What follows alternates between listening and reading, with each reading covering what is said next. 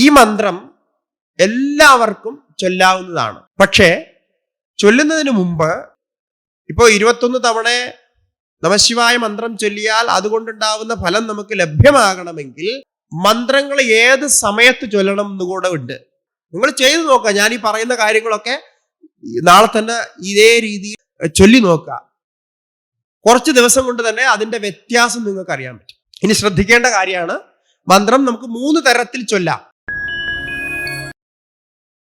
ഇനി രണ്ടാമത്തെ ഒരു വിഷയം നമ്മൾ സംസാരിക്കേണ്ടത് ഓം നമഃശിവായ മന്ത്രത്തെ കുറിച്ചാണ്. ഇവിടെ ഞാൻ നിങ്ങൾക്ക് ഒരു ഓം നമഃശിവായ മന്ത്ര വ്യാഖ്യാന രൂപമായിട്ടുള്ള ഒരു സ്തോത്രം പരിചയപ്പെടുത്തിക്കൊണ്ടാണ് സംസാരിക്കുന്നത്. ആ മുഴുവൻ സ്തോത്രം നമുക്കിപ്പോ പഠിക്കാൻ പറ്റില്ല, എന്നാലും അതിൻ്റെ ഒരു ആന്തരിക അർത്ഥം കുറച്ചൊക്കെ നമുക്ക് മനസ്സിലാക്കാം. ഇതിനെ മന്ത്രരാജസ്തവം എന്നാണ് സ്തോത്രത്തിന് പറയുന്നത്.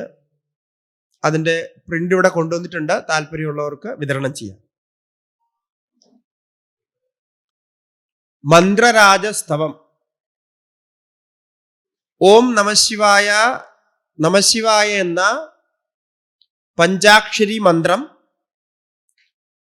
ഈ പഞ്ചാക്ഷരി മന്ത്രത്തിന് ഭഗവത്പാദ ആദിശങ്കരാചാര്യ സ്വാമിജികളുടെ പ്രഥമ ശിഷ്യനായ പത്മപാദാചാര്യ സ്വാമിജികൾ എഴുതിയ ഒരു വ്യാഖ്യാനമാണ്, ആധ്യാത്മിക വ്യാഖ്യാനമാണ്. ഇത് അധികം എല്ലാവർക്കും അറിയാത്ത ഒരു വിഷയമാണ്, അല്ലെങ്കിൽ അത്ര പ്രചാരത്തിലില്ലാത്ത ഒരു സ്തോത്രമാണ്. വളരെ ഗംഭീരമായിട്ട് ഓം നമഃശിവായ എന്ന മന്ത്രം നമ്മൾ ഉച്ചരിക്കുമ്പോൾ നേരത്തെ ഞാൻ പറഞ്ഞതുപോലെ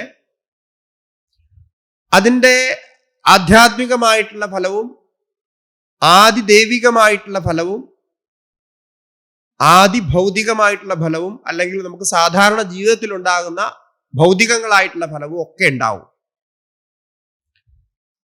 ഇപ്പൊ ഈ 5 അക്ഷരങ്ങൾ മാത്രമുള്ള ഈ ചെറിയൊരു മന്ത്രത്തിൽ എത്ര ഗഹനമായ അർത്ഥമാണ്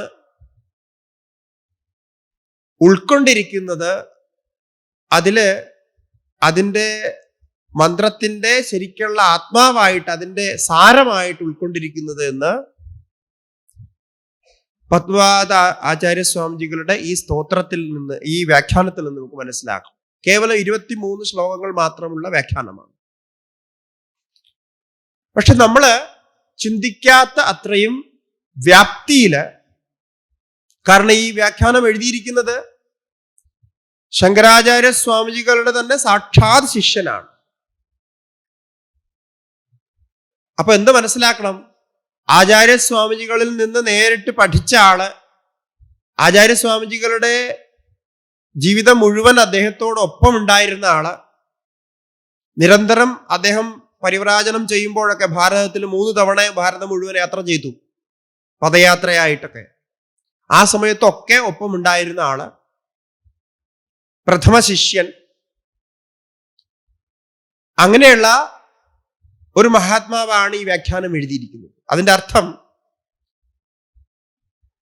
ഇതിനെക്കുറിച്ചുള്ള ചർച്ച, ഇത് സംബന്ധിച്ചിട്ടുള്ള വ്യാഖ്യാനങ്ങള്, പ്രഭാഷണങ്ങൾ ആചാര്യസ്വാമിജികളിൽ നിന്ന് നേരിട്ട് തന്നെ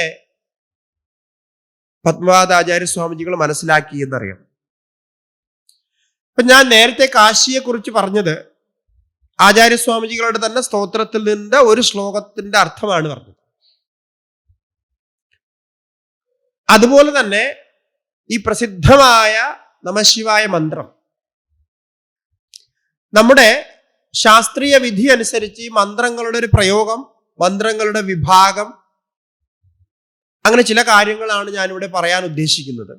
എന്നിട്ട് 2-3 ശ്ലോകങ്ങളുടെ അർത്ഥം നമുക്ക് ചിന്തിക്കാം. എല്ലാ ശ്ലോകങ്ങളും നോക്കാൻ കഴിയില്ല, പിന്നെ അതുപോലെ തന്നെയാണ് മറ്റു ശ്ലോകങ്ങളുടെ ഒരു വ്യാഖ്യാനവും.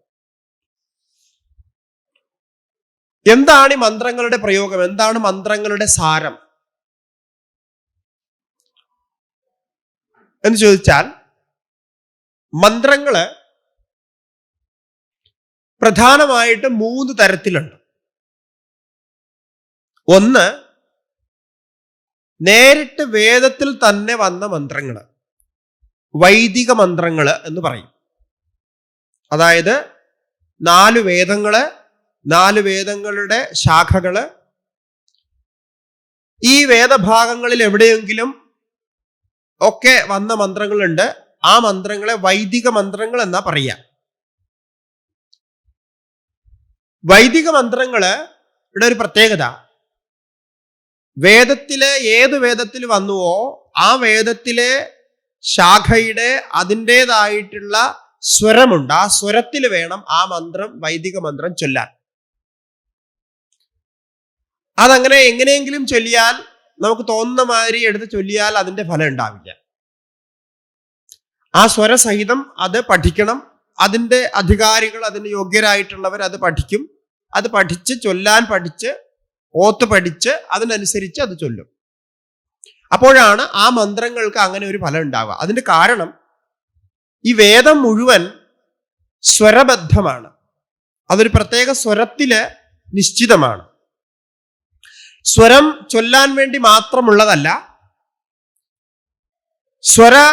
ശബ്ദസ്വരങ്ങളുടെ ഒരു അർത്ഥവ്യത്യാസം കൂടിയുണ്ട്. അതായത് ആ സ്വരങ്ങളിൽ ആ ശബ്ദങ്ങള് തിട്ടപ്പെടുത്തിയിരിക്കുമ്പോൾ ആ സ്വരങ്ങളിൽ ചൊല്ലുമ്പോഴാണ് അതിന്റെ ഫലങ്ങൾ ഉണ്ടാവുക. അങ്ങനെ കൂടിയുണ്ട്. അതുകൊണ്ടാണ് ഈ സ്വരം ഇത്ര മുഖ്യമായിരിക്കുന്നത്. ഈ സ്വരം എന്തെന്ന് ചോദിച്ചാൽ, നമുക്കറിയാം, നമ്മൾ സാധാരണ കീർത്തനങ്ങൾ കേൾക്കാറുണ്ട്. ത്യാഗരാജ സ്വാമിജികൾ എഴുതിയ കീർത്തനങ്ങൾ, ദീക്ഷിത സ്വാമിജികൾ എഴുതിയ കീർത്തനങ്ങൾ, ഇങ്ങനെ കീർത്തനങ്ങളൊക്കെ ഉണ്ടല്ലോ. ക്ലാസിക്കൽ കർണാടിക് സംഗീതം അല്ലെങ്കിൽ ഹിന്ദുസ്ഥാനി എന്നൊക്കെ നമ്മൾ പറയുന്ന ക്ലാസിക്കലായിട്ടുള്ള കീർത്തനങ്ങൾ. ഇപ്പൊ ഈ കീർത്തനങ്ങളും നമ്മൾ പാടുന്ന പാട്ടുകളും തമ്മിലുള്ള വ്യത്യാസം എന്താണ്? എന്താ വ്യത്യാസം? കീർത്തനങ്ങളിൽ ഒരു പ്രത്യേക സ്വരമുണ്ട്. ആ സ്വരം ഗുരുവിൽ നിന്ന് പഠിച്ച് അതനുസരിച്ച് വേണം ആ കീർത്തനം പാടാൻ. എന്നാൽ മാത്രമേ ആ കീർത്തനത്തിൻ്റെതായിട്ടുള്ള ഒരു ചേർച്ച ഉണ്ടാവുള്ളൂ, ഒരു രസം ഉണ്ടാവുള്ളൂ, അതിൻ്റെ യഥാർത്ഥമായിട്ടുള്ള സ്വരൂപം ഉണ്ടാവും. ഇപ്പൊ വാതാപി ഗണപതി എന്ന് പറയുന്ന ഒരു പാട്ടുണ്ട്, ഒരു കീർത്തനമുണ്ട്. അത് നമുക്ക് ആർക്ക് വേണമെങ്കിലും പാടാം. അത് എഴുതി കിട്ടിക്കഴിഞ്ഞാൽ, കേട്ട് കഴിഞ്ഞാൽ നമുക്ക് ആർക്ക് വേണമെങ്കിലും പാടാം. പക്ഷേ അതിൻ്റെ സ്വരം അനുസരിച്ച് അത് പാടുമ്പോഴാണ് അത് വാതാപി ഗണപതി ആവുക. നമ്മൾ പാടിയാൽ അത് വാതാപി ഗണപതി ആവില്ല. ഒരു പാട്ടാവും, വാതാപി ഗണപതി എന്നാവും, ഗണപതിയുടെ പ്രാർത്ഥനയാവും, അതൊക്കെ ശരിയാണ്. പക്ഷേ അത് ശരിയായിട്ടുള്ള ആ ഒരു കീർത്തനത്തിന്റെ രൂപത്തിൽ ആവില്ല. അതിന് നിശ്ചിതമായിട്ടുള്ള സ്വരം, രാഗം, താളം ഒക്കെ ഉണ്ട്. അതുപോലെ ഈ വേദമന്ത്രങ്ങളൊക്കെ അങ്ങനെയാണ് തിട്ടപ്പെടുത്തിയിരിക്കുന്നത്. ഇത് കുറച്ചു കാലം മുമ്പ് കുറച്ച് ആൾക്കാർ ചേർന്ന് ചെയ്തതൊന്നുമല്ല. അനാദികാലം മുതൽ, വേദം പ്രകടമായ അക്കാലം മുതൽ തന്നെ ഇത് സ്വരത്തോടു കൂടി പ്രകടമായി എന്നാണ് നമ്മുടെ സങ്കല്പം. അപ്പൊ അങ്ങനെ വന്ന വേദത്തിൽ വന്ന മന്ത്രങ്ങളിൽ വേദസ്വരങ്ങളോട് കൂടിയിട്ടാണ് ഈ മന്ത്രങ്ങൾ വരിക. അപ്പൊ വേദത്തിൽ വന്ന മന്ത്രങ്ങളൊക്കെ അങ്ങനെ ചൊല്ലണം. അതിനൊരു ഏറ്റവും വിശിഷ്ടമായിട്ടുള്ള ഉദാഹരണമാണ് ഗായത്രി മന്ത്രം. ഗായത്രി മന്ത്രത്തിന് ഗായത്രീതരായിട്ടുള്ള ആ ഒരു സ്വരമുണ്ട്. അതത് വേദത്തിനനുസരിച്ച് സ്വരമുണ്ട്. ആ സ്വരത്തിൽ വേണം ആ ഗായത്രി ചൊല്ലാൻ. എന്നാലാണ് ഗായത്രി മന്ത്രത്തിന്റെ ഫലം കിട്ടുക എന്നാണ് സങ്കല്പം. ഇത് ഒരു തലത്തിലുള്ള മന്ത്രങ്ങൾ. അപ്പൊ നമ്മുടെ ഈ നമഃശിവായ മന്ത്രത്തിനുള്ള പ്രത്യേകത, നമഃശിവായ മന്ത്രം വേദത്തിലും വന്നിട്ടുണ്ട്. ഇതേ മന്ത്രം തന്നെ വേദത്തിലും, കൃഷ്ണ യജുർവേദത്തിലും ശുക്ല യജുർവേദത്തിലും ഒക്കെ രുദ്രി പാഠത്തില് ഇത് വരുന്നുണ്ട്. അപ്പൊ അതില് സ്വരമുണ്ട്, അതിന് ഋഷി ഛന്ദസ് നിയമങ്ങളൊക്കെ ഉണ്ട്, അതനുസരിച്ചുണ്ട്. അപ്പൊ അത് വൈദിക മന്ത്രവുമാണ് നമഃശിവായ.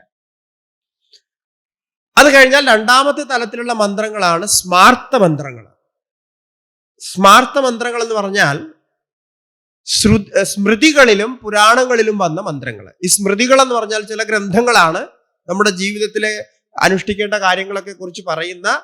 ഇപ്പോ യാജ്ഞവൽക്യ സ്മൃതി, മനുസ്മൃതി, പരാശര സ്മൃതി, ഇങ്ങനെ യാസ്ക സ്മൃതി എന്നൊക്കെ പറഞ്ഞിട്ട് അനേകം പേരുകളിൽ സ്മൃതികളുണ്ട്. അനേകം ഋഷിമാരുടെ പേരുകളിൽ അവരൊക്കെ രചിച്ച സ്മൃതികൾ. അങ്ങനെ ഒരു 57ഓളം സ്മൃതികൾ നമുക്കുണ്ട് ഭാരതീയ എന്താ പറയാ നമ്മുടെ ശാസ്ത്രങ്ങളിൽ. ആ സ്മൃതികളിലും മന്ത്രങ്ങളുണ്ട്, പ്രയോഗങ്ങളുണ്ട്, കർമ്മങ്ങളുണ്ട്. ഇതിനെ സ്മാർത്ഥ കർമ്മങ്ങൾ എന്ന് പറയാ, സ്മാർത്ഥ മന്ത്രങ്ങൾ എന്ന് പറയും.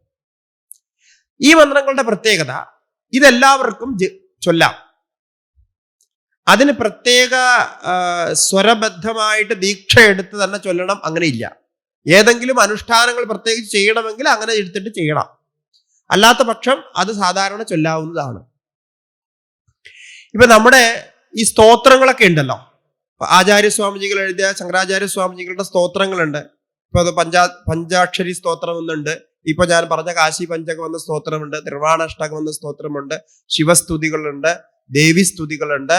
അങ്ങനെ ഒരു 90-ലധികം സ്തോത്രങ്ങള് ആചാര്യസ്വാമിജികൾ രചിച്ചിട്ടുണ്ട്. സൗന്ദര്യ ലഹരി, ആനന്ദ ലഹരി, ഇങ്ങനെയൊക്കെയുള്ള സ്തോത്രങ്ങൾ നിങ്ങളിത് കേട്ടിട്ടുണ്ട്. ഇതൊക്കെ എല്ലാവർക്കും ചൊല്ലാവുന്നതാണ്. കാരണം എന്താണ്? അതിന് പ്രത്യേക സ്വരബദ്ധതയൊന്നുമില്ല. അത് വൈദികമല്ല, സ്മാർത്ഥമാണ്. ഓരോ ആചാര്യന്മാര് ഋഷിമാര് അങ്ങനെ ഉണ്ടാക്കിയതാണ്. അപ്പോ ഓം നമഃശിവായ മന്ത്രത്തെ കുറിച്ച് പറയുകയാണെങ്കിൽ ഈ മന്ത്രം സ്മാർത്ഥമായിട്ടുള്ള സ്മൃതികളിലും വരുന്നുണ്ട്. ഇനി മൂന്നാമത്തെ തലം ആണ് ആഗമ മന്ത്രങ്ങൾ എന്ന് പറയും. ആഗമ മന്ത്രങ്ങൾ എന്ന് പറഞ്ഞാല് ശൈവ ആഗമങ്ങള്, വൈഷ്ണവ ആഗമങ്ങള്, ശാക്തേയ ആഗമങ്ങള്, ഇങ്ങനെ 3 തരത്തിലുള്ള ആഗമ ഗ്രന്ഥങ്ങളുണ്ട്. അതിന് നമ്മുടെ സാധാരണ അറിയുന്ന ഭാഷയിൽ പറഞ്ഞാൽ നമ്മൾ തന്ത്രശാസ്ത്രം എന്ന് നമ്മൾ ഇവിടെ പറയുന്നതിനെയാണ് ആഗമ ഗ്രന്ഥങ്ങൾ എന്ന് പറയുക.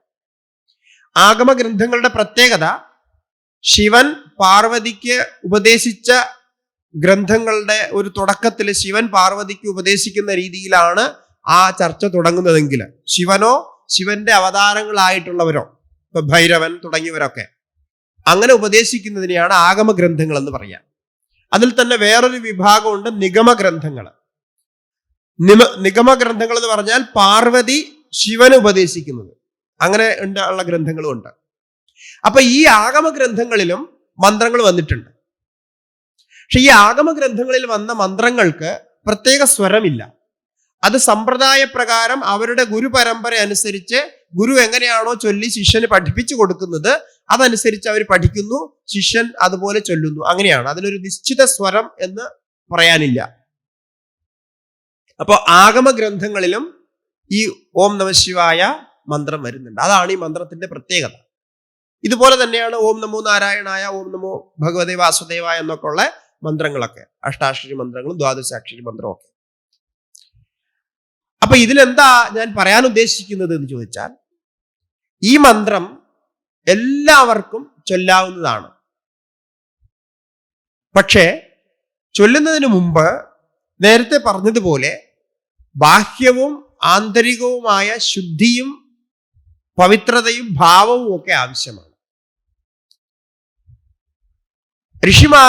ഋഷിപ്രോക്തങ്ങളായ ഈ മന്ത്രം നമ്മൾ ചൊല്ലുമ്പോ ആ ഫലം നമ്മുടെ ഉള്ളിൽ വരണമെങ്കിൽ, ഇപ്പോ 21 തവണ നമഃശിവായ മന്ത്രം ചൊല്ലിയാൽ അതുകൊണ്ടുണ്ടാവുന്ന ഫലം നമുക്ക് ലഭ്യമാകണമെങ്കിൽ നമ്മുടെ മനസ്സിൽ ആ പവിത്രത കൂടി ഉണ്ടാകണം. എന്നാൽ മാത്രമേ അത് നമുക്ക് ലഭ്യമാകുള്ളൂ. നമുക്ക് ആ യോഗ്യത വേണം എന്നർത്ഥം. അപ്പൊ അതാണ് മന്ത്രങ്ങൾ ചൊല്ലുന്നതിന് മുമ്പ് ശ്രദ്ധിക്കേണ്ട കാര്യം. രണ്ടാമത്, മന്ത്രങ്ങൾ ഏത് സമയത്ത് ചൊല്ലണം എന്നുകൂടെ ഉണ്ട്. ഇപ്പൊ സന്ധ്യാസമയങ്ങളാണ് നമ്മുടെ ആധ്യാത്മിക കർമ്മങ്ങളൊക്കെ ചെയ്യാൻ ഉത്തമമായ സമയമായിട്ട് കണക്കാക്കുന്നത് സന്ധ്യാസമയമാണ്. അത് 2 സന്ധ്യകൾ പ്രധാനം. മധ്യാഹ്നത്തിൽ ഒരു സന്ധ്യ കണക്കാക്കുകയാണെങ്കിൽ 3 സന്ധ്യകളുണ്ട്. ത്രിസന്ധ്യ എന്ന് പറയുന്നു. സന്ധ്യ എന്ന് പറയുന്നത് വൈകുന്നേരം ആവുമ്പോൾ സൂര്യ ഉദയത്തിന് ശേഷം രാത്രി ആകുന്നതിന് മുമ്പുള്ള ഒരു മുഹൂർത്തം, ഒരു 45 മിനിറ്റ്, അതിനെയാണ് സന്ധ്യാകാലം എന്ന് പറയുക. നമ്മുടെ അമ്പലങ്ങളിലൊക്കെ പൂജയും ദീപാരാധനയൊക്കെ നടക്കുന്നത് ആ സന്ധ്യാസമയത്താണ്. അതുപോലെ രാവിലെ ബ്രാഹ്മമുഹൂർത്തം എന്ന് പറയുന്ന ആ സമയം.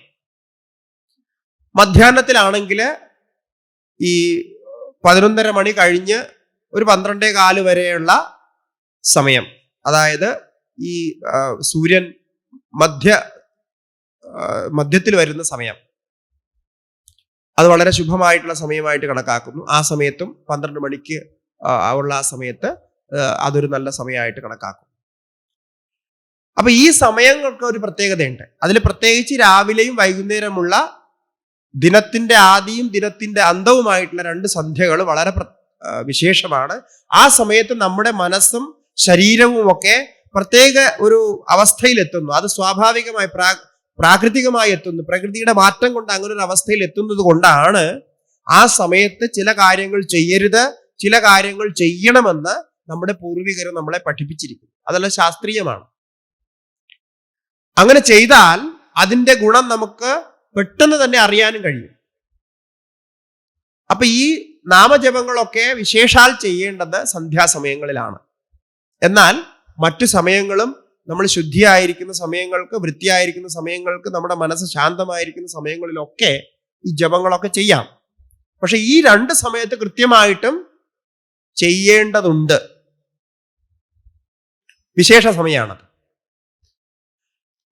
അപ്പൊ ഇങ്ങനെ ഈ മന്ത്രങ്ങൾ ജപിക്കുമ്പോൾ എന്താ നമ്മുടെ ഉള്ളിലൊരു പ്രകടനം ഉണ്ടാകുക, എന്താണ് നമ്മുടെ ഉള്ളിൽ ഒരു വ്യത്യാസം ഉണ്ടാകുക, എന്താണ് ഈ മന്ത്രത്തിന്റെ സാരം എന്ന് അതിൻ്റെ ഒരു ഭൂമിക പറഞ്ഞിട്ട് എങ്ങനെയാണ് ഈ മന്ത്രം പ്രവർത്തിക്കുക, മന്ത്രവും ദേവനും ആത്മാവും ഈ പ്രകൃതിയും നമ്മുടെ ശരീരവും ഒക്കെ ആയിട്ടുള്ള ബന്ധം എന്താണ്. ഇപ്പൊ നമ്മള് ശബ്ദങ്ങൾ ഉച്ചരിക്കുന്നുണ്ട്, മന്ത്രങ്ങൾ ഉച്ചരിക്കുന്നുണ്ട്. പക്ഷെ ശബ്ദങ്ങൾ ഉച്ചരിക്കുമ്പോൾ നമ്മൾ അങ്ങനെ ഒരു ഫലം പറയുന്നില്ല. എന്നാൽ മന്ത്രങ്ങൾ ഉച്ചരിക്കുമ്പോൾ അങ്ങനെ ഒരു വലിയ ഫലം പറയുന്നുണ്ട്. അപ്പൊ അതിനൊരു വ്യത്യാസം ഉണ്ടാവുമല്ലോ. ഇപ്പൊ സാധാരണ ചിന്തിക്കുന്ന ഒരാളെ സംബന്ധിച്ചിടത്തോളം, അല്ലെങ്കിൽ ഇതിലൊന്നും വിശ്വാസമില്ലാത്ത നാസ്തികരെ സംബന്ധിച്ചിടത്തോളം, അതിപ്പോ നമശിവായ എന്ന് ജപിക്കുന്നതിന് പകരം വേറെ എന്തെങ്കിലും ജപിച്ചാലും മതി എന്ന് പറയുന്നവരുണ്ട്. അങ്ങനെയൊക്കെ പറഞ്ഞു കേട്ടിട്ടുണ്ട്. ഒരാൾ ഒരിക്കൽ പറയുന്നത് ഞാൻ കേട്ടു, അതിപ്പോ മന്ത്രം ജപിക്കണമെന്ന് എന്നെ ജപിച്ച് ഒരു ശബ്ദം ഇങ്ങനെ വീണ്ടും വീണ്ടും ആവർത്തിക്കുന്നത് നല്ലതാണ്. അങ്ങനെ ആവർത്തിക്കുമ്പോൾ ഏകാഗ്രത ഉണ്ടാവും. അതിപ്പോ ഓം നമശിവായ മന്ത്രം എന്ന് തന്നെ ആവണമെന്നില്ല, വേറെ ഏതെങ്കിലും ശബ്ദങ്ങളും ഉച്ചരിക്കാം. അങ്ങനെ ഉച്ചരിച്ചാലും ഫലം അത് തന്നെ ഉണ്ടാവുക, ഏകാഗ്രത ഉണ്ടാവും.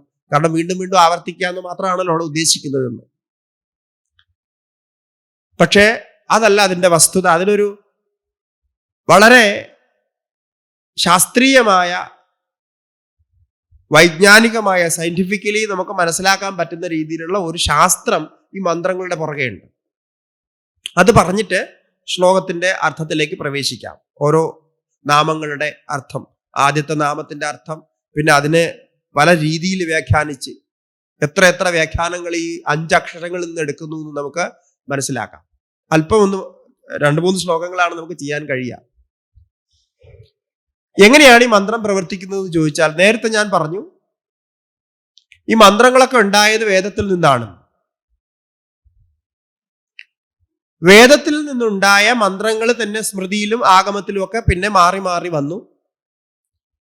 ഇപ്പൊ വേദം എങ്ങനെയാണ് പ്രകടമായത്?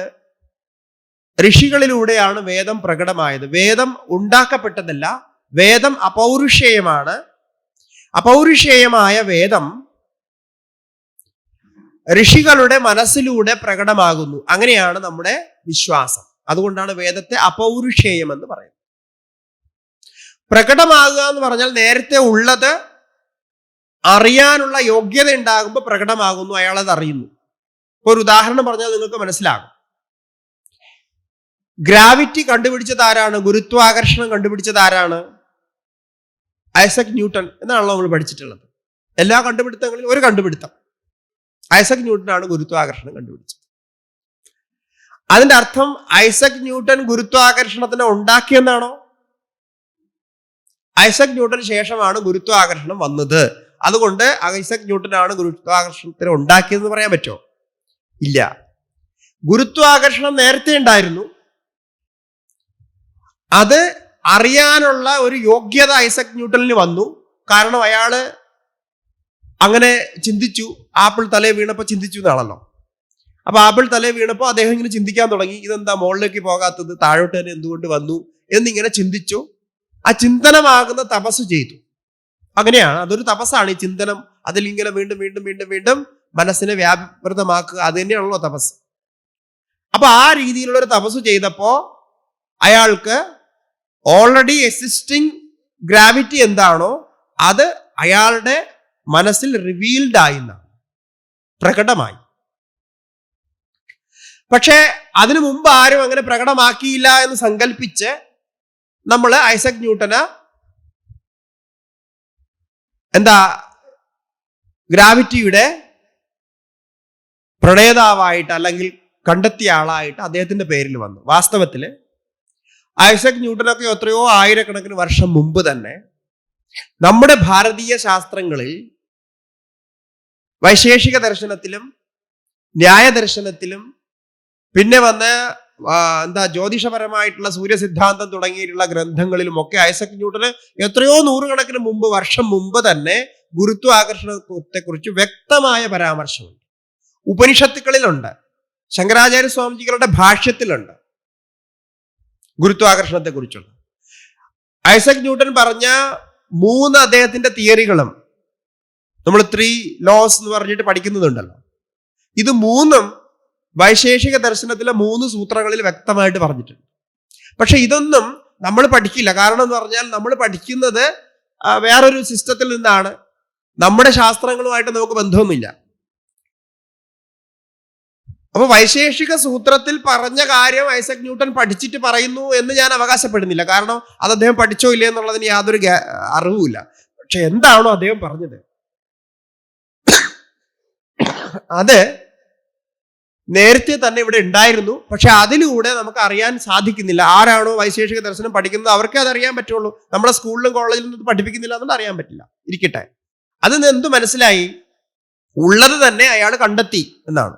അതുപോലെ ആത്മാവിന്റെ സ്വരൂപമായിട്ട് ജ്ഞാനമായിട്ട് നിലകൊള്ളുന്ന, ചൈതന്യമായിട്ട് നിലകൊള്ളുന്ന, സത്തയായിട്ട് നിലകൊള്ളുന്ന വേദത്തെ ഋഷികള് അവരുടെ തപസ്സുകൊണ്ട് മനസ്സിനെ ശുദ്ധമാക്കി ബുദ്ധിയെ ആ തലത്തിലെത്തിച്ച് ആ വേദമന്ത്രങ്ങളുടെ പ്രതിധ്വനി കേട്ട് അവരുടെ മനസ്സിൽ ആ വേദമന്ത്രങ്ങൾ പതിക്കുകയാണ്. ഋഷയോ മന്ത്രദ്രഷ്ടാരഹ എന്ന് യാസ്ക മഹർഷി ഋഷികളുടെ വ്യാഖ്യാനം പറയാണ്. ഋഷികൾ ആരാണ്? മന്ത്രദ്രഷ്ടാരഹ നതു മന്ത്രകർത്താരഹ.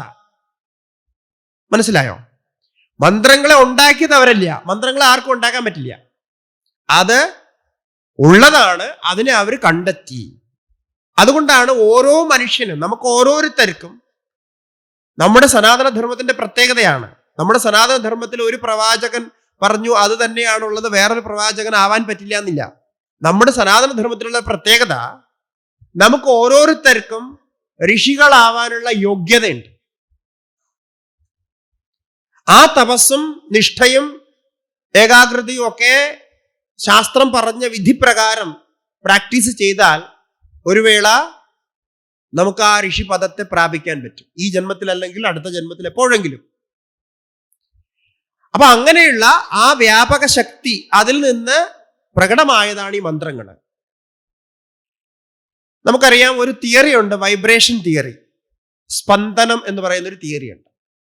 ഈ പ്രപഞ്ചം ഉണ്ടാകുന്നതിന് മുമ്പ് നമ്മൾ ഇപ്പോ കുറച്ച് ഇപ്പൊ പൂർണ്ണമായിട്ടും തള്ളിക്കളഞ്ഞില്ല എങ്കിലും തള്ളിക്കളഞ്ഞതുപോലെയുള്ള ഒരു സിദ്ധാന്തമാണ് എല്ലാം പൊട്ടിത്തെറിച്ചു വന്നു എന്നുള്ള big bang theory. Big bang തിയറിയിൽ പറയുന്നത് എന്താണ്?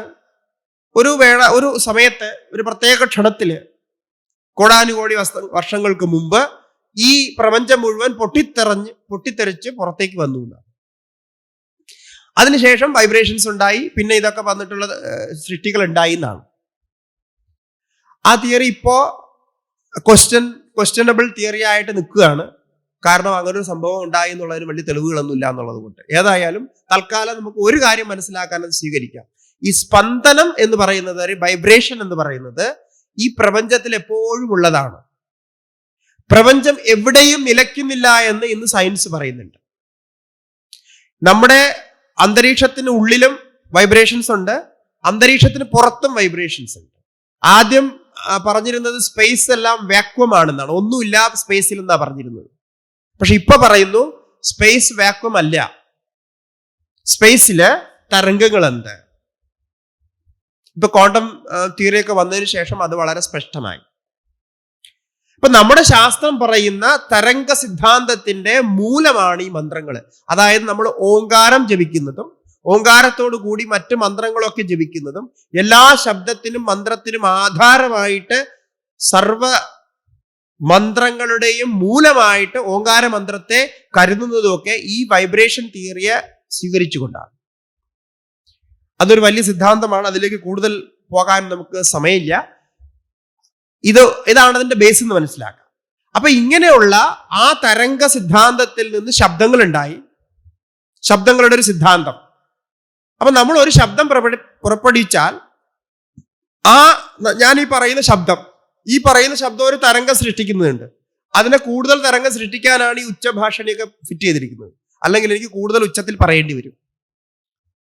അപ്പൊ ഈ തരംഗം സൃഷ്ടിക്കപ്പെടുന്ന തരംഗം നിങ്ങളുടെ കാതുകളിലേക്ക് എത്തിക്കൊണ്ടിരിക്കുകയാണ്. അതിപ്പോ ഒരു മെഷീൻ വെച്ചിവിടെ നോക്കിക്കഴിഞ്ഞാൽ അതിന്റെ ഫുള്ളായിട്ടുള്ള വൈബ്രേഷൻസ് നമുക്ക് അറിയാൻ പറ്റും. ഭയങ്കരമായിട്ടുള്ള സ്ട്രോങ് ആയിട്ടുള്ള വൈബ്രേഷൻസ് നമ്മുടെ കാതിൽ എത്തിക്കൊണ്ടിരിക്കുകയാണ്. അങ്ങനെയാണ് നമ്മൾ കേൾക്കുന്നത്. അത് തരംഗ സിദ്ധാന്തം, VG മുകുള ന്യായം എന്നൊക്കെ പറയും. അത് നമ്മൾ തരംഗമായിട്ട് നമ്മുടെ ഉള്ളിലെത്തും. ഓരോ ശബ്ദം നമ്മൾ പുറപ്പെടുവിക്കുമ്പോഴും അങ്ങനെ ഉണ്ടാവുക. പക്ഷേ നിശ്ചിത ശബ്ദങ്ങളുടെ അക്ഷരങ്ങളുടെ ഒരു മാത്ര ഒരുമിച്ച് വരുമ്പോൾ അതിനൊരു നിശ്ചിത തരംഗ രൂപമുണ്ട്. ആ നിശ്ചിത തരംഗ രൂപം ഒരു എനർജിയെ വൈബ്രേറ്റ് ചെയ്യുന്നു എന്ന് പറഞ്ഞാൽ ഒരു ശക്തിയെ പുറപ്പെടുവിക്കും. അതൊരു പ്രത്യേക തരംഗമായിട്ട് പ്രത്യേക രൂപമായിട്ട് നമ്മുടെ മനസ്സിലേക്ക് വരും. അതുകൊണ്ടാണ് ചിലവര് നമ്മോട് ദേഷ്യപ്പെട്ട് സംസാരിച്ചാലും നമുക്ക് അത്ര വലിയ വികാരമൊന്നും തോന്നില്ല. ചിലവർ ദേഷ്യപ്പെട്ടല്ല സാധാരണ രീതിയിൽ സംസാരിച്ചാലും അവരുടെ ശബ്ദം കേൾക്കുമ്പോൾ എന്തോ ഒരു ശരിയല്ലായ്മ അങ്ങനെ തോന്നാറില്ലേ? ശബ്ദം അത് തന്നെയാവാം, നമ്മളെ പേര് പറഞ്ഞ് വിളിക്കുന്നതൊക്കെ അതേ പേര് തന്നെയാവാം. പക്ഷെ ആ വിളിക്കുന്ന ടോണില് ഒരു വ്യത്യാസം വരുമ്പോൾ നമ്മുടെ മനസ്സിൽ തരംഗങ്ങൾ വ്യത്യാസം വരും, നമ്മുടെ മനസ്സിന്റെ റിയാക്ഷൻ മാറും. ഇത് നമ്മൾ നിത്യജീവിതത്തിൽ അനുഭവിക്കുന്ന ഒരു കാര്യമാണ്. ഇതെങ്ങനെയാ സംഭവിക്കുന്നത്? ഒരേ ആള് ഒരേ ശബ്ദം തന്നെയാണ് പുറപ്പെടുവിക്കുന്നത്. പക്ഷെ ആ ശബ്ദം പുറപ്പെടുവിക്കുന്ന സമയത്ത് ഉണ്ടാകുന്ന ഭാവത്തിനനുസരിച്ച് അതിൽ ചില വ്യത്യാസങ്ങൾ വരുന്നു. ആ വ്യത്യാസം നമ്മുടെ കാതിന് തിരിച്ചറിയാൻ കഴിയുന്നു. ആ കാത് തിരിച്ചറിഞ്ഞത് ബ്രെയിനിലേക്ക് മെസ്സേജ് കൊടുക്കുന്നു. മെസ്സേജ് കൊടുത്തിട്ട് പറയുന്നു ഈ ശബ്ദം അനുകൂലമല്ല, ഇപ്പൊ അയാൾ നല്ല ഭാവത്തിലല്ല വിളിക്കുന്നത്, ആ പേര് വിളിയിൽ എന്തോ ഒരു പ്രശ്നമുണ്ട്. അപ്പൊ അത് നമുക്ക് പരിചയമുള്ള ആളാണെങ്കിൽ നമ്മൾ പെട്ടെന്ന് മനസ്സിലാക്കുക ഇയാൾ ഇപ്പൊ ക്രോധത്തിലാണ് അല്ലെങ്കിൽ മറ്റു വല്ല വികാരത്തിലാണെന്നൊക്കെ നമുക്ക് മനസ്സിലാക്കാൻ പറ്റും. ഇയാളുടെ ആ വിളിയുടെ ശബ്ദത്തിന്റെ തരംഗങ്ങൾ മനസ്സിലാക്കി. ഇത് വളരെ സ്പഷ്ടമായിട്ടുള്ള കാര്യമാണ്.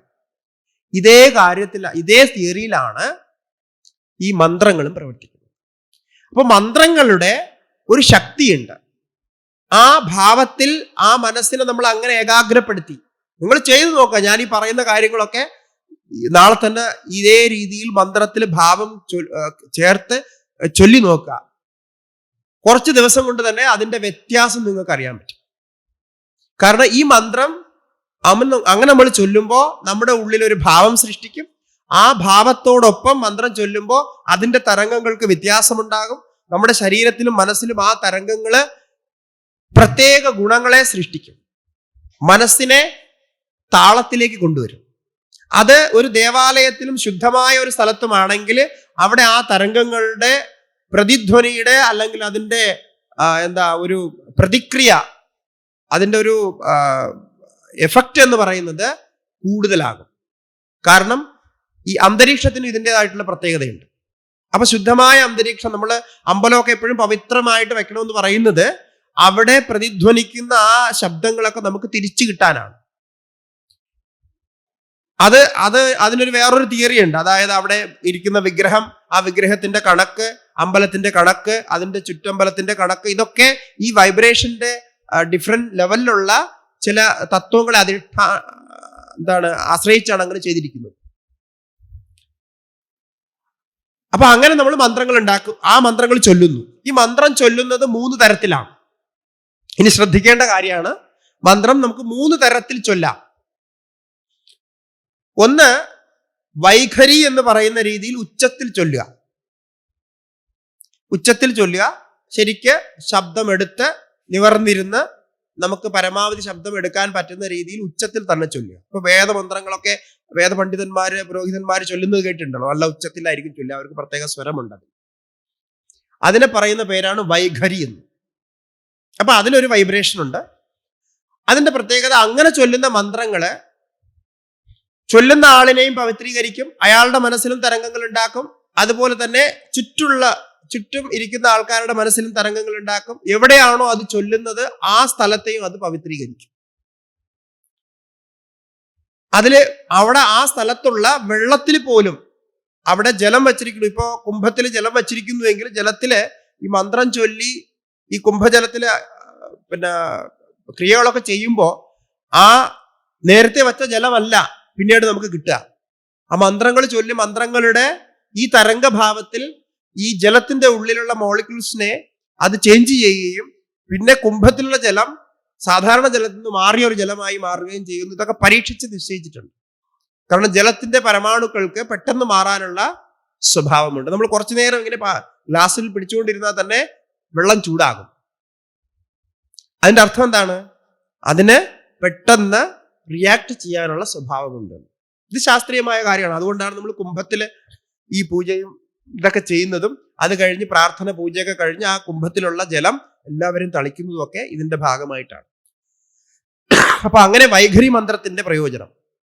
രണ്ടാമത്, വൈഖരി മന്ത്രം കഴിഞ്ഞാൽ അടുത്ത അതിന്റെ ജപിക്കുന്ന രീതിയാണ് ഉപാംശു എന്ന് പറയുന്നത്.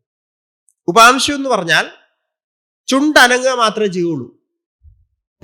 ചൊല്ലുന്ന ആളിന് മാത്രമേ കേൾക്കാൻ കഴിയുള്ളൂ. പതുക്കെ ചൊല്ലുക.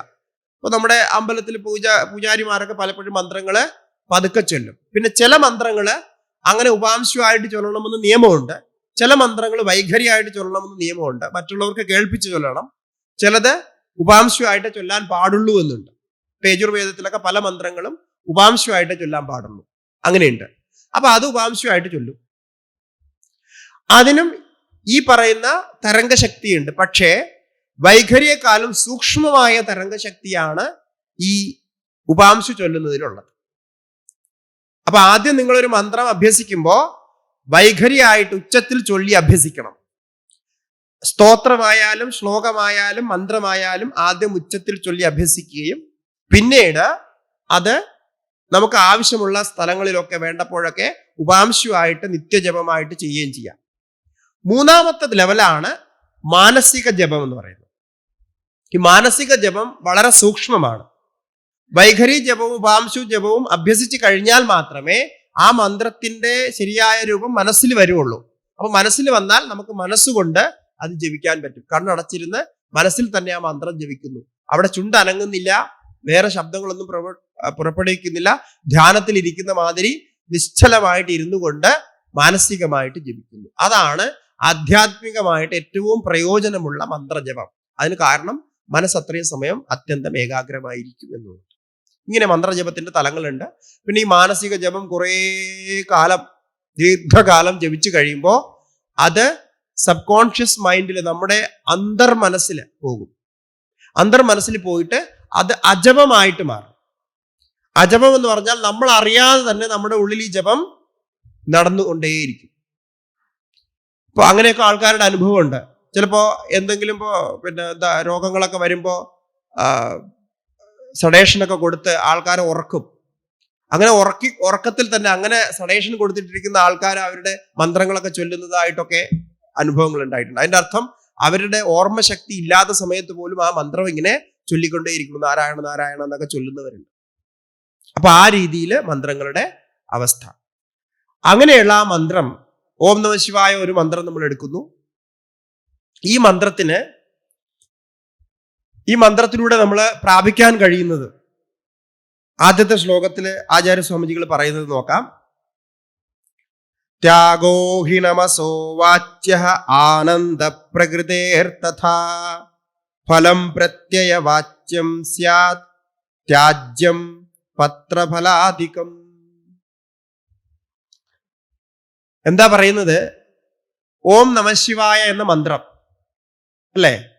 അതിൽ ആദ്യത്തെ പദം ഏതാണ്? നമഃ എന്നതാണ്. നമഃ എന്ന് പറഞ്ഞാൽ നമസ്കാരം എന്നർത്ഥം. ശിവായ ശിവനായിക്കൊണ്ട് എന്ന് സംസ്കൃതത്തിലെ ചതുർത്ഥി വിഭക്തി.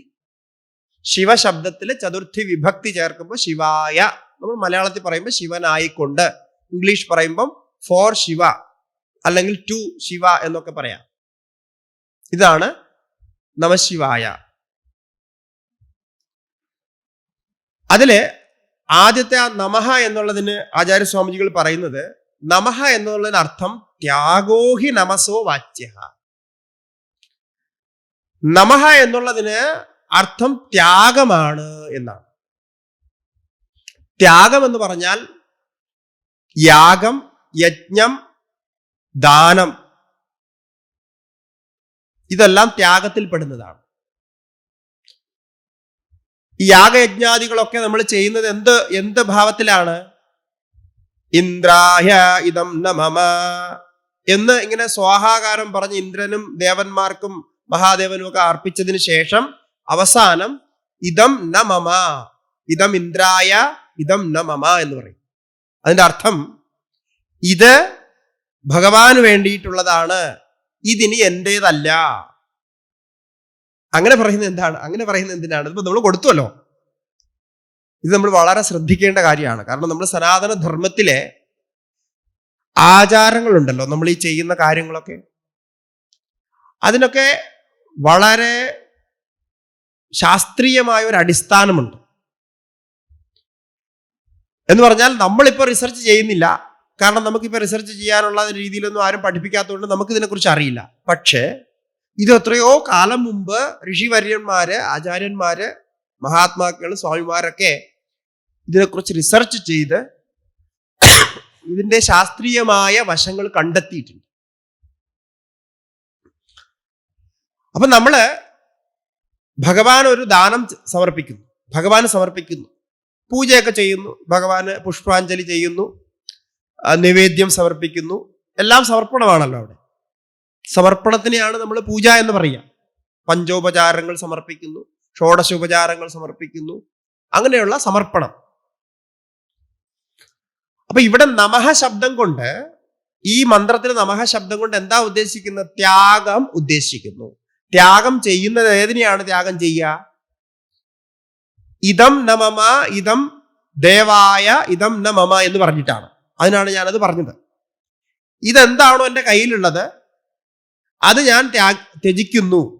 ഇതുവരെയും ഇത് എൻ്റേതായിരുന്നു, ഇനി മുതൽ ഇത് എൻ്റേതല്ല, പിന്നെ ഇത് ആരുടേത്? ഭഗവാന്റേത് എന്ന് പറഞ്ഞ് ത്യജിക്കുന്നു. അങ്ങനെ ഭഗവാൻ മാത്രമല്ല, ആർക്കൊക്കെ ത്യാഗം ചെയ്യുന്നുവോ അങ്ങനെയാണ് ചെയ്യേണ്ടത്. ഇപ്പൊ നമ്മൾ ആർക്കെങ്കിലും നമ്മുടെ വസ്തുവോ സ്ഥലമോ അല്ല എന്താ പറയുക, എന്തെങ്കിലും നമ്മൾ ഇഷ്ടദാനം കൊടുക്കണമെന്ന് വയ്ക്കുക, അഥവാ പൈസക്ക് കൊടുക്കണമെന്ന് വയ്ക്കുക, എന്താ അവിടെ എഴുതുക? ഇതുവരെയും ഇന്ന നാൾ മുതൽ ഇന്ന കൈവശാവകാശത്തിൽ ഇതുവരെയും എൻ്റെ പേരിലായിരുന്നു, അങ്ങനെയാണല്ലോ എഴുതുക ആധാരത്തിൽ. ഇനി മുതൽ എൻ്റെ പേരിലല്ല, ഇത് ഞാൻ ഇയാൾക്ക് കൈമാറിയിരിക്കുന്നു എന്നാ പറയാ. ട്രാൻസ്ഫേർഡ്, അത് മുഴുവൻ ഷിഫ്റ്റായി അങ്ങോട്ട് പോയി. ഇവിടെ ശ്രദ്ധിക്കേണ്ട ഒരു കാര്യം, ഇതെന്റേതല്ല, ഇതിനി ഭഗവാന്റേത് എന്ന് പറയുമ്പോ അത് വെറുതെ പറയുകയല്ല, അങ്ങനെ ശരിക്കും ആകണം. അപ്പൊ നമ്മുടെ ശാസ്ത്രത്തിൽ, വേദത്തിൽ പറയുന്ന ദാനത്തെക്കുറിച്ചൊരു വിശേഷതയുണ്ട്. എന്താന്ന് പറഞ്ഞാല്, നമ്മുടേതായിട്ട് എന്തുണ്ടോ അതുമാത്രമാണ് നമുക്ക് ദാനം ചെയ്യാൻ കഴിയുക. അല്ലെങ്കിൽ ദാനം ചെയ്യാൻ യോഗ്യമായത് നമ്മുടേതായിട്ട് എന്തുണ്ടോ അതാണ്. അല്ലാതെ വേറൊരാളുടെ സാധനം എടുത്ത് നമുക്ക് ദാനം ചെയ്യാൻ പറ്റില്ല. അതുപോലെ കടമെടുത്ത് ദാനം ചെയ്യാൻ പാടില്ല, അങ്ങനെ പറയുന്നുണ്ട്. അത് നമുക്ക് പലർക്കും അറിയില്ല. ദാനം ചെയ്യണമെന്ന് നമുക്ക് മൂഡ് വന്നു കഴിഞ്ഞാൽ ചിലപ്പോൾ നമ്മൾ ബാങ്കിൽ നിന്ന് ലോണൊക്കെ എടുത്ത് അല്ലെങ്കിൽ കടമൊക്കെ വാങ്ങിയിട്ട് ദാനം ചെയ്യും. കടം വാങ്ങി ദാനം ചെയ്യരുത് എന്നാണ് പറഞ്ഞിരിക്കുന്നത്. കാരണം എന്താണ്? ഈ കടം വാങ്ങി കൊണ്ടുവരുന്ന സാധനം നമ്മുടേതാവില്ല, കടം തിരിച്ചു കൊടുക്കണം. ആ എപ്പോ തിരിച്ചു കൊടുക്കുന്നുവോ അപ്പോഴാണ് അത് നമ്മുടേതാവുക. തിരിച്ചു കൊടുക്കുന്നത് വരെ ആ ബാങ്ക് എന്താ പറയാ, ബാങ്കിന് നമ്മള് നമ്മളെ ഈട് വെക്കുക, എന്താ പറയാ, പണയം വെക്കുക, ഈട് വെക്കുക, പണയം വെക്കുക എന്നൊക്കെ പറയും. അപ്പൊ ബാങ്കിന് ഈട് വെച്ച് പണയം വെച്ച് നമ്മൾ പൈസയൊക്കെ എടുത്ത് പ്രവർത്തിച്ചാൽ അതിന്റെ അർത്ഥം എന്താണ്? പൈസ എടുത്ത് നമ്മുടെ, പക്ഷെ ഈ ഈട് അവിടെ ഉള്ളിടത്തോളം കാലം ഇത് നമ്മുടേതല്ല, അല്ലേ? അപ്പൊ അതുകൊണ്ട് ശാസ്ത്രം പറയുന്നത് നിങ്ങളുടെ എന്താണോ, നിങ്ങളുടെ കയ്യിൽ എന്താണോ നിങ്ങളുടേതായിട്ട് സമ്പാദിച്ചതായിട്ടുള്ളത് അത് മാത്രമാണ് നിങ്ങൾക്ക് ദാനം ചെയ്യാനുള്ള അവകാശമുള്ളത്. നിങ്ങളുടേത് ആയിട്ട് നിങ്ങൾ കൽപ്പിച്ചിട്ടുണ്ടെങ്കിലും അത് ദാനം ചെയ്യാൻ പറ്റില്ല. നിങ്ങൾ സമ്പാദിച്ചത് തന്നെ ആയിരിക്കണം, നിങ്ങളുടേതായിരിക്കണം. ഇപ്പൊ ജോലി ചെയ്യുമ്പോൾ നമുക്ക് ശമ്പളം കിട്ടുന്നു, അത് നമ്മുടെ സമ്പാദ്യമാണ്, ശുദ്ധമായ സമ്പാദ്യമാണ്. കാരണം നമ്മൾ പ്രയത്നിക്കുന്നു, പ്രയത്ന ഫലമായിട്ട് പ്രതിഫലം കിട്ടുന്നു, അത് ശുദ്ധ സമ്പാദ്യമാണ്. അങ്ങനെ സമ്പാദിച്ച് കിട്ടിയത് വേണം ദാനം ചെയ്യാൻ എന്നാ പറയുന്നു. ഇതൊക്കെ നമ്മൾ പഠിക്കണം, എങ്ങനെയാണ് ദാനം ചെയ്യേണ്ടത്. അതിന് കാരണം എന്താണ്? ഇതം ന മമ എന്ന് പറയണമെങ്കിൽ ആദ്യം ഇത് എന്റേതായിരിക്കണമല്ലോ. എന്റേതായിരുന്നാൽ മാത്രമേ ഇത് എന്റേതല്ല, ഇനി ഇത് അങ്ങേണ്ടതാണെന്ന് പറയാൻ പറ്റൂ. അല്ലാതെ കടമെടുത്ത് മഹാദേവന് ദാനം ചെയ്താൽ മഹാദേവൻ എന്താ വിചാരിക്കുക? ഇയാളത് അല്ലാത്തൊരു സാധനം വേറൊരാളിൽ നിന്ന് കൊണ്ടുവന്നിട്ട് ഇങ്ങോട്ട് കൊണ്ടുവന്ന് തന്നു, അല്ലെങ്കിൽ മറ്റൊരാളുടെ സാധനം എടുത്ത് ഇവിടെ കൊണ്ടുവന്നു എന്ന് പറഞ്ഞാൽ അതെങ്ങനെ ദാനമാവാം? എന്നിട്ട് ഭഗവാന്റെ അടുത്ത് പ്രാർത്ഥിക്കുന്നു, ഞാൻ ദാനം ചെയ്തു എന്ന് പ്രാർത്ഥിച്ചാൽ അത് ശരിയാവില്ല. അല്ലെങ്കിൽ ഈ ദാനം കൊടുക്കുന്നവരുടെ ഒരു ബോർഡ് എഴുതിയിടുമല്ലോ, അവിടെ നമ്മൾ പേരൊക്കെ എഴുതിയിടും. അപ്പൊ എത്ര തട്ടിപ്പാണത്! അങ്ങനെ ചെയ്യാനേ പാടില്ല എന്നാണ് ശാസ്ത്രം പറയുന്നത്. ഇനി ഇതിലുള്ളൊരു വേറൊരു രസം, ഒരു പോയിന്റ് കൂടി ഇതിലുണ്ട്. അതായത് ഈ സ്വത്തുക്കളൊക്കെ നമുക്കുണ്ട്, സ്വത്തുണ്ട്, പൈസയുണ്ട്, സമ്പാദിച്ചതായിട്ടുള്ള കാര്യങ്ങളുണ്ട്, നമുക്ക് സ്വർണ്ണാഭരണങ്ങൾ ഉണ്ടാവാം, എന്തെങ്കിലുമൊക്കെ വസ്തുക്കൾ ഉണ്ടാവാം, ഫർണിച്ചേഴ്സ് ഉണ്ടാവാം, വീടുണ്ടാവാം, ഇതൊക്കെ ഉണ്ടാവാം. ഇതിലൊക്കെ ഏതാണോ പൈതൃകമായിട്ട് കിട്ടിയത്, എന്തൊക്കെ പൈതൃകമായിട്ട് കിട്ടിയോ, അതായത് അച്ഛൻ സമ്പാദിച്ചു, അച്ഛൻ്റെ അച്ഛൻ സമ്പാദിച്ചു, അങ്ങനെ പൈതൃകമായിട്ട് നമുക്ക് കിട്ടുമല്ലോ, അങ്ങനെ വകയ്ക്ക് കിട്ടുന്നതായിട്ടുള്ളത്, അത് ദാനം ചെയ്യാൻ അവകാശം ഇയാൾക്കില്ല. അതും ദാനം ചെയ്യാൻ പാടില്ലെന്നാണ്. അത് സർവസ്വത്തിൽ പെടില്ല, ദാനത്തിൽ പെടില്ല. കാരണം എന്താണ്? ഇത് ഇയാൾ സമ്പാദിച്ചതല്ല, പൈതൃകമായിട്ട് അവകാശം കൊണ്ട് അയാൾക്ക് വന്നതാണ്. ആ അവകാശം എന്തിനുള്ള അവകാശമാണ്? അത് ഉപയോഗിക്കാനുള്ള അവകാശമാണ്, അതിനെ നശിപ്പിക്കാനുള്ള അവകാശമില്ല. അങ്ങനെയായിരുന്നു നമ്മുടെ സിസ്റ്റം. ഇന്നിപ്പോ ഇത് പറഞ്ഞു കഴിഞ്ഞാൽ ആർക്കും വിശ്വാസമാവില്ല. ഇങ്ങനെയൊക്കെ ആയിരുന്നു, എങ്ങനെയാണോ നമ്മൾ ചെയ്യേണ്ടത്. നമ്മുടെ നിയമപ്രകാരമുള്ള ഹിന്ദു ലോയിലും, ഹിന്ദു നിയമം ഉണ്ടല്ലോ, ഹിന്ദു എന്താ പറയാ, ഭൂമി നിയമങ്ങളും മറ്റുമൊക്കെ ഉണ്ട്, കൈമാറുന്ന കൈവകാശ നിയമങ്ങളൊക്കെ ഉണ്ടല്ലോ. അതിൽ വായിച്ചു നോക്കിക്കഴിഞ്ഞാൽ അതിൽ ഇങ്ങനൊരു ക്ലോസ് ഉണ്ട്. അതായത് പൈതൃകമായിട്ട് കിട്ടിയതാണെങ്കിൽ ആ പൈതൃകമായിട്ട് കിട്ടിയതിനെ വിൽക്കുന്നതിന് മുമ്പായിട്ട് ആരൊക്കെ ആ കുടുംബവുമായിട്ട് ബന്ധമുണ്ടോ അവരൊക്കെ അത് അറിഞ്ഞിരിക്കണമെന്നും മറ്റുമൊക്കെ ഉള്ള ചില ക്ലോസുകളുണ്ട്. പക്ഷെ അതൊന്നും ഇപ്പൊ ആൾക്കാർ ഉപയോഗിക്കുന്നില്ല. കാരണം എന്താണ്? നമുക്കിപ്പോ ഈ പൈതൃകമായിട്ട് കിട്ടിയതും സമ്പാദിച്ചതുമായിട്ടുള്ള ഭേദമൊന്നും ഇപ്പൊ ഇല്ല. നമുക്ക് കിട്ടിയതെല്ലാം നമ്മുടേത് എന്നുള്ളൊരു ഭാവമാണുള്ളത്. വസ്തുതഃ ധർമ്മപരമായിട്ട് അത് അങ്ങനെയല്ല എന്നാണ്. പൈതൃകമായിട്ട് കിട്ടിയത് നമുക്ക് അങ്ങനെ ദാനം ചെയ്യാൻ പറ്റില്ല. ദാനം ചെയ്യണമെങ്കിൽ ആ പിതൃകുലത്തിൽ, അതായത് പിതാവിന്റെ സംബന്ധമായിട്ട്, അച്ഛന്റെ സംബന്ധമായിട്ട് ആരൊക്കെ ഉണ്ടോ, സഹോദരന്മാരോ സഹോദരിമാരോ അവരുടെ ബന്ധുക്കളോ ഉണ്ടോ, അവരുടെ എല്ലാവരുടെയും സമ്മതി വേണം, അവരെല്ലാവരും അംഗീകരിക്കണം, അവരുടെ എല്ലാവരുടെ ഒപ്പ് വേണം, ഇത് ഇനി ദാനം ചെയ്യാമെന്ന്. അല്ലാണ്ട് ദാനം ചെയ്യാൻ പറ്റില്ലെന്നാണ്. അതിനെയാണ് ഇവിടെ സ്വം എന്ന് പറയുന്നത്. അപ്പൊ അതിരിക്കട്ടെ, അത് ഇപ്പൊ അതിന്റെ ഒരു ദാനത്തിന്റെ കീഴിൽ പറഞ്ഞു. ഇവിടെ നമഹ എന്ന് പറയുമ്പോൾ, ഇനി നമഹ എന്ന് പറയുമ്പോൾ നമ്മുടെ അടുത്തിപ്പോ ഭഗവാന് സമർപ്പിക്കാൻ ത്യജിക്കാൻ എന്താ ഉള്ളത്? നമ്മുടേതായിട്ട് ഇപ്പൊ എന്തൊക്കെയാ ഉള്ളത് നമ്മുടെ കയ്യിൽ? സ്വന്തമായിട്ടുള്ള ചില സാധനങ്ങളുണ്ട്, അത് നമ്മുടെ തന്നെയാണ് എപ്പോഴും. അങ്ങനെ ചില സാധനങ്ങളുണ്ട്, ആരും കടം വാങ്ങിയതല്ല, ആരും നമുക്ക് തന്നതുമല്ല, നമ്മുടേത് മാത്രമായിട്ടുള്ള ചില സാധനങ്ങള് നമ്മുടെ ഇതിലുണ്ട്. അതിനെയാണ് നമഹ എന്നുള്ളത് കൊണ്ട് നമ്മൾ ത്യജിക്കേണ്ടത്. നമഹ എന്ന് പറയുന്നത് ഒരു സമർപ്പണമാണ്, നമസ്കാരമാണ്. അതിനെക്കുറിച്ച് ഞാൻ പറയുന്നുണ്ട്. ഈ സമർപ്പണമാണ്, അതിന് ത്യാഗമാണ്. എന്താണ് നമ്മുടേതായിട്ട്, ശരിക്കും നമ്മുടേതായിട്ടുള്ളത്? ഒരു അവകാശവും ആരും ഒരു അവകാശം പറയാത്ത ചില സാധനങ്ങളുണ്ട്. ഒന്ന്, ആദ്യത്തേത് നമ്മുടെ അഹങ്കാരം, അല്ലേ? അഹങ്കാരം ആരുടെ കടം വാങ്ങിയതാണോ നമ്മള്? അല്ല. പൈതൃകമായിട്ട് നമുക്ക് തന്നതാണോ? അല്ല. ഇത് അഹങ്കാരം നമ്മുടേത് തൊട്ടിട്ടുള്ളത്. രണ്ടാമത്, നമ്മുടേതായിട്ടുള്ള ആഗ്രഹങ്ങള്, കാമങ്ങൾ എന്നൊക്കെ നമ്മൾ പറയുന്ന ആഗ്രഹങ്ങള്, ഇത് നമ്മുടേതായിട്ടുള്ളതാണ്. പിന്നെ ക്രോധം, ദേഷ്യം, ഇത് നമ്മുടേതായിട്ടുള്ളതാണ്. ദ്വേഷം, ഇത് നമ്മുടേതായിട്ടുള്ളതാണ്. ഇങ്ങനെയുള്ള മാത്സര്യം എന്നൊക്കെ പറയുന്ന ദോഷങ്ങള്, ഗുണങ്ങളൊക്കെ കുറെ കാര്യങ്ങൾ നമ്മുടേതായിട്ടുള്ളതുണ്ട്. ഇത് നമ്മുടേതായിട്ടുള്ളത് മാത്രമാണ്. അപ്പോൾ ഭഗവാനിൽ നമ്മൾ സമർപ്പിക്കുമ്പോൾ ഈ ഭാവങ്ങൾ, നമ്മുടേതായിട്ടുള്ള ഈ ഭാവങ്ങൾ ആധ്യാത്മിക ദൃഷ്ടിയിൽ നമുക്ക് സമർപ്പിക്കാം. ഈ സമർപ്പണം കാണിക്കാനാണ് നമ്മൾ വാസ്തവത്തിലെ ഒരു വസ്തുവിനെ സമർപ്പിക്കുന്നത്. നമ്മൾ പഴങ്ങൾ കൊണ്ട് സമർപ്പിക്കുന്നതും നെല്ലും അരിയും മറ്റുമൊക്കെ ഭഗവാന് സമർപ്പിക്കുന്നതും നൈവേദ്യം സമർപ്പിക്കുന്നതും ഒക്കെ നമ്മുടെ ഈ ആന്തരികമായ സമർപ്പണത്തിന്റെ ഭാവം പ്രകടിപ്പിക്കാനാണ്. ഇപ്പൊ ഞാൻ നിങ്ങൾക്ക് തരാം എന്ന് പറഞ്ഞുകൊണ്ടിരുന്നിട്ട് ഒന്നും തരാതിരുന്നാൽ എന്തായിരിക്കും സ്ഥിതി?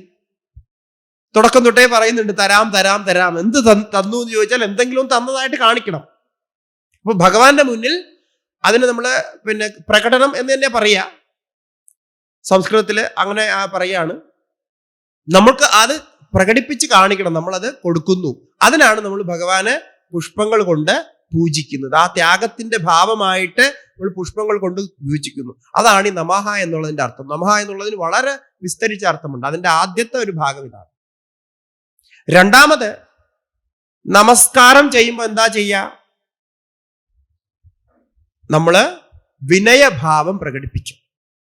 ആരെയാണോ നമസ്കരിക്കുന്നത് അവരിൽ വിനയഭാവം പ്രകടിപ്പിക്കുന്നു. അപ്പൊ വിനയഭാവത്തിന്റെ അർത്ഥം എന്താണ്? നമ്മുടെ ശാരീരികവും മാനസികവും ബൗദ്ധികവും അഹങ്കാരപരവുമായിട്ടുള്ള എല്ലാ ഭാവങ്ങളെയും നമ്മൾ സമർപ്പിക്കുന്നു എന്നാണ്.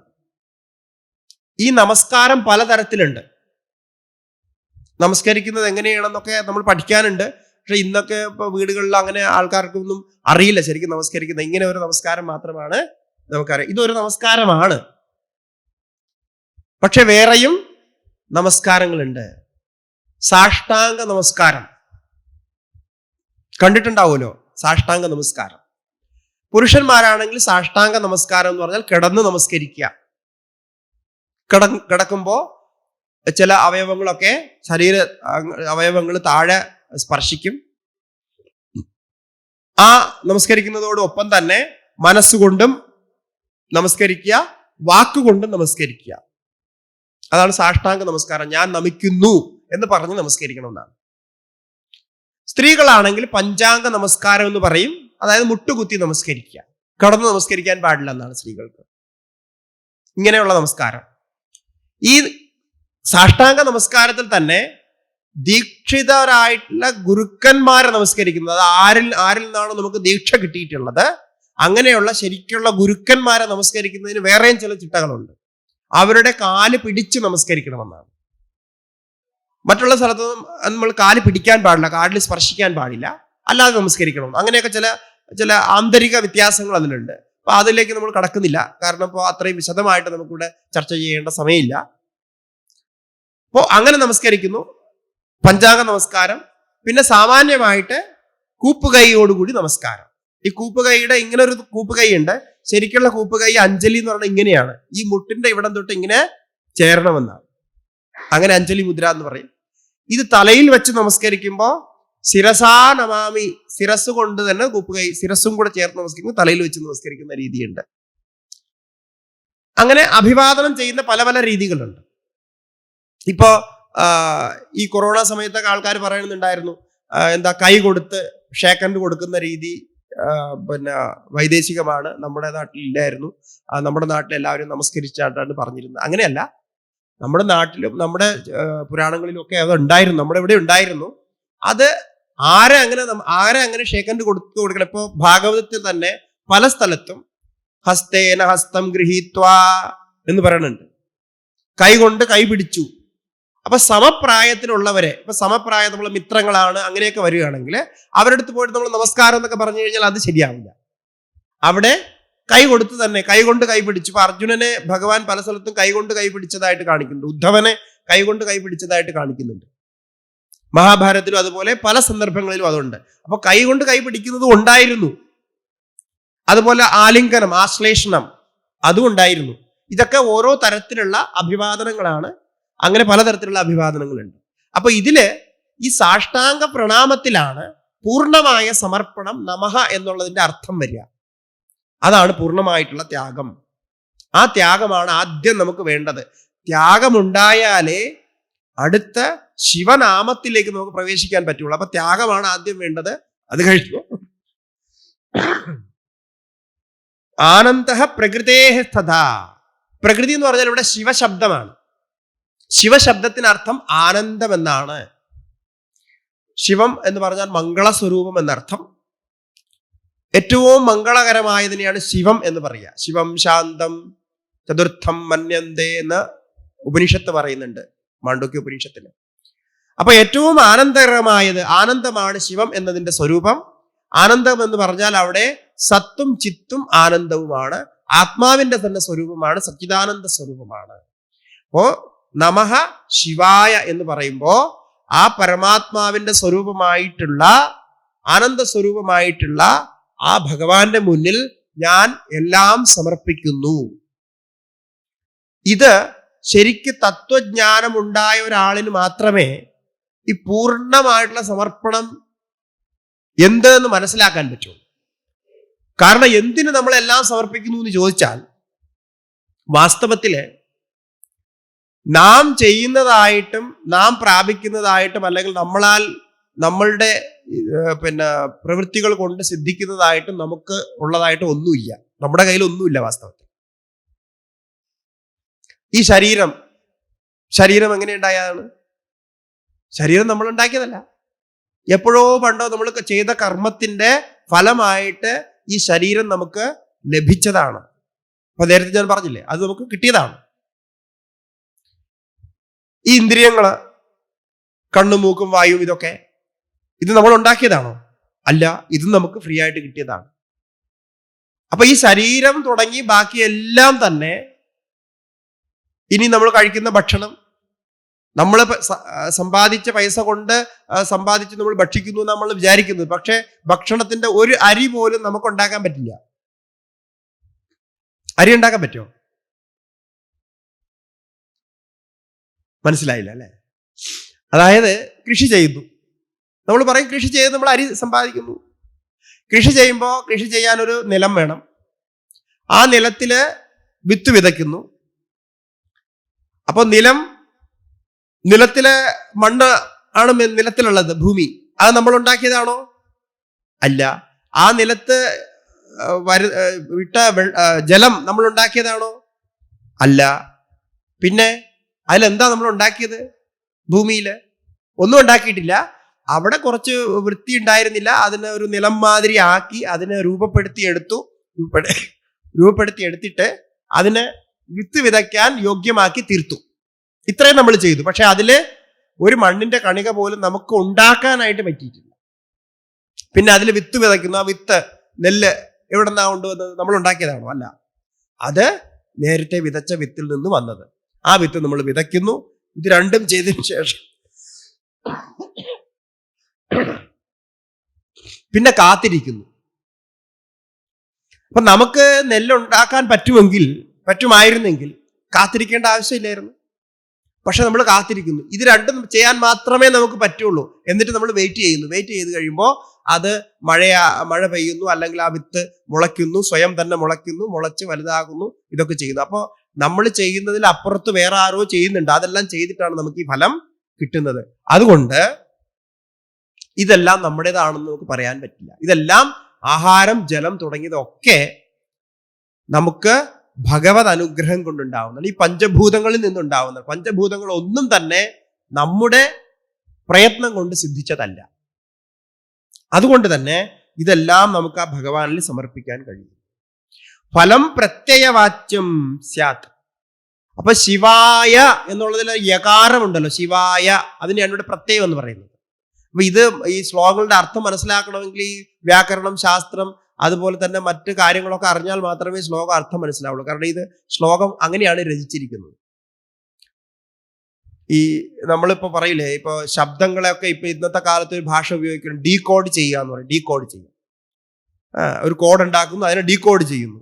അതുപോലെ നമഃശിവായ എന്ന മന്ത്രത്തെ ഇവിടെ ഡീകോഡ് ചെയ്ത് കാണിച്ചിരിക്കുകയാണ്. ഓരോന്നിൽ നിന്നും എന്തൊക്കെയാണ് പുറത്താക്കുന്നത്, എന്തിൻ്റെയൊക്കെ സാരമായിട്ടാണ് ഈ മന്ത്രത്തിനെ ഉണ്ടാക്കിയിരിക്കുന്നത്. അപ്പോ നമഃശിവായ എന്നുള്ള അവസാനത്തെ യകാരം കാണിക്കുന്നത് ആ ഫലത്തിനെ എല്ലാം നമ്മൾ സമർപ്പിക്കുമ്പോൾ അതിലേക്കായിട്ട് സമർപ്പിക്കുന്നു, ഭഗവാനായിക്കൊണ്ട് സമർപ്പിക്കുന്നു. അങ്ങനെ സമർപ്പിക്കുമ്പോൾ അത് നമുക്ക് ഫലമായിട്ട് വരുന്നു. എങ്ങനെയാണ് സമർപ്പിക്കുന്നത് നോക്കുക. അവിടെ പറഞ്ഞത് പത്രഫലാധികമൊക്കെ സമർപ്പിക്കുന്നു. ആ സമർപ്പിക്കുമ്പോൾ ഞാൻ നേരത്തെ പറഞ്ഞല്ലോ, ആ സമർപ്പണം കാണിക്കണം. അപ്പൊ നമ്മൾ വെറുതെ ഇരുന്ന് ഞാൻ നമസ്കരിക്കുന്നു എന്ന് വിചാരിച്ചാൽ പറ്റില്ല. നമസ്കാരം ചെയ്ത് തന്നെ അത് അഭിനയിച്ച് കിടന്ന് കാണിക്കണം. അപ്പോഴാണ് അത് ശരിയായിട്ടുള്ള നമസ്കാരമാവുക. അല്ലാതെ ചില ആൾക്കാർ പറയും എനിക്ക് സ്നേഹം ഉള്ളിലുണ്ട് എന്ന് പറയും. എല്ലാവരും പറയാറുണ്ടല്ലോ, ഈ സ്നേഹം ഉള്ളിലുണ്ട്, ഞാൻ പ്രകടിപ്പിക്കാറില്ല. എന്നിട്ട് എന്താ കാര്യം? സ്നേഹം ഉള്ളിലുണ്ടെങ്കിൽ എപ്പോഴൊക്കെ പ്രകടിപ്പിക്കാൻ പറ്റുമോ അപ്പോഴൊക്കെ പ്രകടിപ്പിക്കുന്നതിന് എന്താ ദോഷം? അപ്പൊ അത് സ്നേഹം ഉള്ളിലുണ്ടായിരുന്നിട്ട് കാര്യമില്ല. കാരണം ചിലപ്പോ ആൾക്കാർക്ക് മനസ്സിലാവില്ല നിങ്ങളുടെ ഉള്ളിൽ സ്നേഹമുണ്ടോ ഇല്ലേ എന്നുള്ളത്. അപ്പൊ സ്നേഹം ഉള്ളിലുണ്ടെങ്കിൽ അത് പ്രകടിപ്പിക്കാൻ അവസരം വരുമ്പോഴൊക്കെ പ്രകടിപ്പിച്ച് കാണിക്കണം. ഒരാളോട് ആദരവ് നമുക്കുണ്ടെങ്കിൽ ആദരവ് പ്രകടിപ്പിക്കാൻ കഴിയുമ്പോഴൊക്കെ പ്രകടിപ്പിച്ച് കാണിക്കണം.